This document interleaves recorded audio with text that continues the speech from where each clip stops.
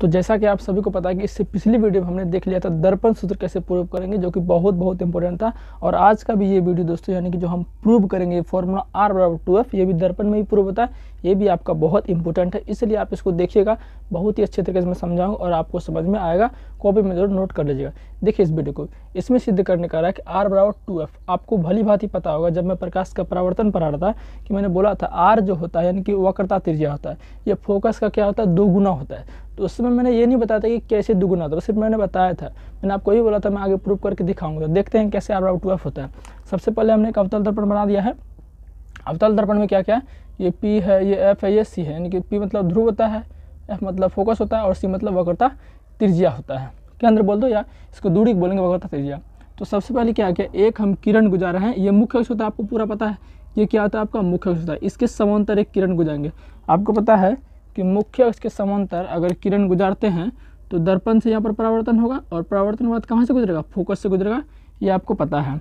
अब आपको पता होना चाहिए कि जब हम प्रकाश का परावर्तन पढ़ा रहे थे, ये पढ़ा रहे थे, प्रकाश के परावर्तन नियम क्या था कि जब कोई एक किरण ऐसे आएगी तो ये कहाँ वापस उसी माध्यम में लौट जाएगी, और इन दोनों को बांटने वाला कौन था, बराबर एंगल में, ये था हमारा बीच का अभिलंब।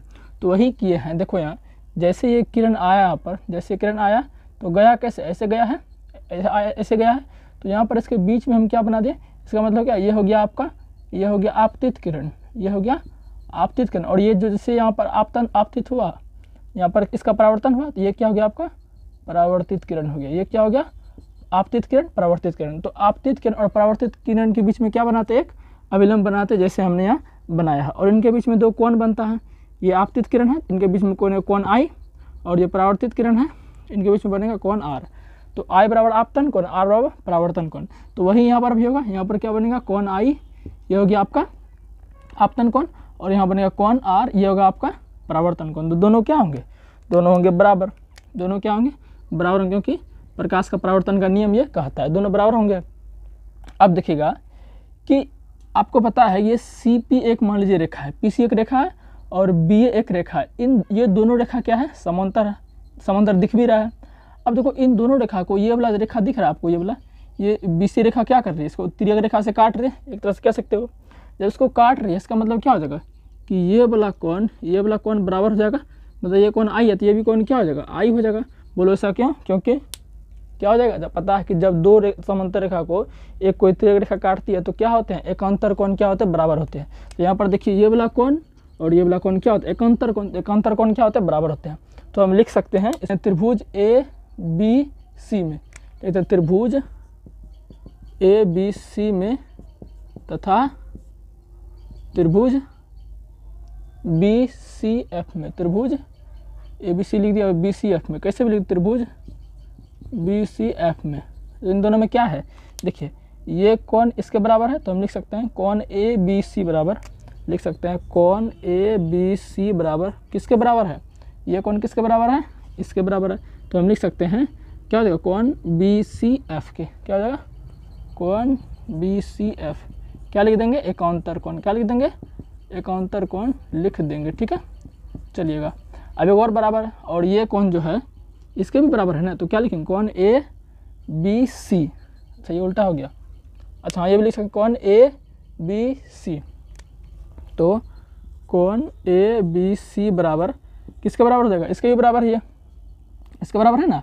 तो हम क्या, इसको क्या लिख सकते हैं, इसको लिख सकते हैं CBF के, कोण CBF के। इसका कारण आप क्या दोगे, ये कोण बराबर, इसका कारण आप क्या दोगे, इसका कारण हम ये देंगे क्या, दोनों क्या है, परावर्तन के नियम से, सीधा लिख दो परावर्तन के नियम से। परावर्तन का नियम यही कहता है कि आपतन कोण परावर्तन कोण के बराबर होगा, परावर्तन के नियम से। ठीक है, अब दोनों बराबर हो चुका है। अब आपको पता है कि ये कोण जो है, चूंकि ये जो है इसके बराबर है, ये कोण इसके बराबर है ना, और ये कोण इसके बराबर है, इसका मतलब I जो R के बराबर, तो ये भी I R के बराबर होगा, होगा कि नहीं होगा, बिल्कुल होगा। अब पता है ये एंगल बराबर है, जब 2 कोण आपस में बराबर रहते हैं तो उनके भुजाओं, जो सम्मुख भुजा होते हैं वो भी क्या होते हैं, बराबर रहते हैं। तो लिखिएगा, तो हमने लिख दिया BF बराबर CF। इसमें कारण क्या देंगे, 2 विपरीत कोणों के सम्मुख भुजा बराबर होते हैं। सम्मुख भुजा मतलब क्या है कि जो दोनों कोण आपस में बराबर, उनके सामने का भुजा बराबर होगा। एक बार और समझ लीजिए, चूंकि पता है कि ये कोण इसके बराबर है तो इनके सामने का भुजा कौन हो जाएगा, ये हो जाएगा BF, तो BF हमने लिख दिया। और इनके सामने भुजा कौन हो जाएगा, ये सी एफ, तो बी एफ बराबर सी एफ, आपने कारण भी दे दिया। अब देखिए बी एफ बराबर सी एफ जो है इसको आप समीकरण फर्स्ट मान लीजिए, इसको समीकरण क्या मान लीजिए, फर्स्ट मान लीजिए, ठीक है।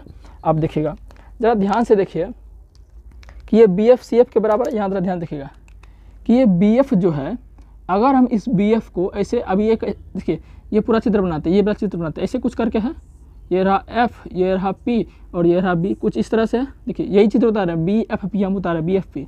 अगर मान के चलो ये जो बी है इस पी के काफ़ी नज़दीक हो जाए, ये जो बी है इस पी के काफ़ी नज़दीक हो जाए, तो ये कुछ इस तरह से चित्र बन जाएगा आपका।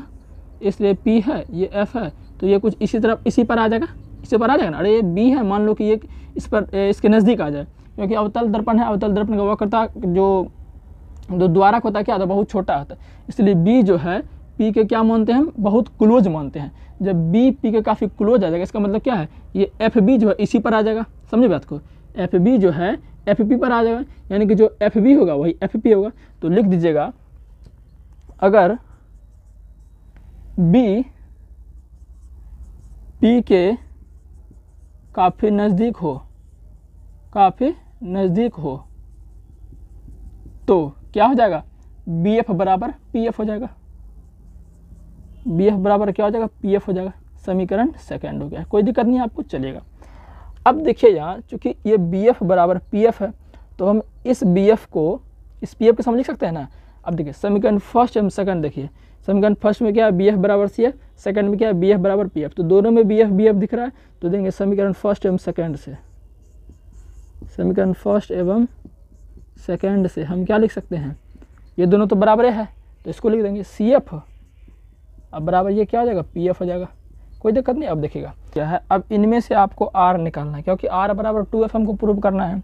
देखिएगा आर कैसे निकाल सकते हैं, ये आपका पी सी जो दिख रहा है, सी का मतलब क्या, तो वक्रता केंद्र, और आपको पता है कि पी मतलब ध्रुव और वक्रता केंद्र के बीच की दूरी को क्या कहते हैं, आर कहते हैं, यानी कि वक्रता त्रिज्या कहते हैं। तो इस पी सी को हम क्या लिख सकते हैं, इसके रास्ते में कौन कौन आ रहा है, F C plus P F लिख सकते हैं, बिल्कुल लीजिए। तो इसको लिख लो, तो इसको हम लिख सकते हैं, यहाँ पर थोड़ा नज़दीक में लिखता हूँ, इसको मिटाइए, इसका कोई काम नहीं है, चलिएगा देखिएगा। तो इस पी सी को हम क्या लिख सकते हैं, लिखिए पी सी बराबर क्या लिख सकते हैं, इसको P F plus C F, यानी कि P F plus C F हो जाएगा। और पी सी क्या है, पी सी आपका क्या है, यही तो वक्रता त्रिज्या होता है। पी सी को हम आर लिख सकते हैं, तो आर बराबर पी एफ, तो पी एफ बराबर सी एफ है, तो पी एफ को पी एफ ही रहने दो, ठीक है। अब प्लस सी एफ को क्या लिख सकते हैं, पी एफ बराबर है, चूँकि अब देख लो आर बराबर हो गया, तो हो गया आपका P F plus P F. तो पी एफ का मान कितना होता है, ये क्या है, ध्रुव और फोकस के बीच की दूरी को हम क्या कहते हैं, फोकस दूरी कहते हैं, क्या कहते हैं, फोकस दूरी कहते हैं। तो इसका मतलब भी एफ और इसका मतलब भी एफ, तो हो तो गया आपका आर बराबर F F two F prove आपका हो गया।